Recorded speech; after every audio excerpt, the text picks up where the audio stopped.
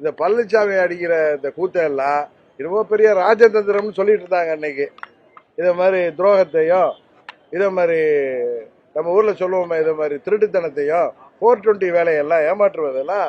ஆனா அது வந்து ஆட்சி பொறுப்புல இருக்காரு அப்படிங்கிறதுனால எதை வாங்கிட்டாங்களோ தெரியல. அவரை அப்பெல்லாம் பெரிய ராஜதந்திரின்னு சொன்னவங்க இன்றைக்கு அவரே எதிர்த்து பேசுறாங்க. இன்னும் சில பேர் அவரை டான்கின்னாங்க. ஆமா உங்கள் டான் தான். அரசியல் தலைவரா இருந்தா அப்படி முகத்தெல்லாம் மூடிட்டு வர மாட்டார்.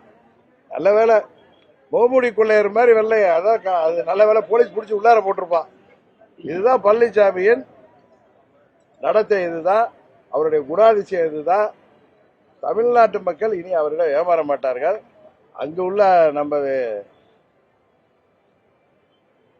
தொண்டர்கள், நமது சகோதர சகோதரிகள் இன்னும் தங்களை தாங்களே ஏமாற்றி கொண்டிருந்தால் அதுக்கு நாங்கள் பொறுப்பல்ல. இன்னொன்னு சொல்றேன், புரட்சி தலைவருக்கு ஆரம்பித்த அந்த இயக்கம் அது தொண்டர்களால் பொதுச் செயலாளர் தேர்ந்தெடுக்கப்பட வேண்டும் என்பதுதான் அடிப்படை விதி. அதை தான் அம்மா அவர்களும் பின்பற்றினார்கள். அந்த அடிப்படை விதியே மாற்றியதனால் இனி அந்த கட்சி பேரு அதிமுக எடப்பாடி திராவிட முன்னேற்ற கழகம். அண்ணன் எடப்பாடி திராவிட முன்னேற்ற கழகம் தான். அது எடப்பாடி கட்சின்னு தான் சொல்லணும். அண்ணா திராவிட முன்னேற்ற கழகம் என்பது இப்பொழுது இல்லை. புரட்சி தலைவரும் போற்றி காத்த அந்த வெற்றி சின்னமான இரட்டலை வைத்துக் கொண்டு தொண்டர்களையும் தமிழ்நாட்டு மக்களையும் ஏமாற்ற பார்க்கிறார் பழனிசாமி.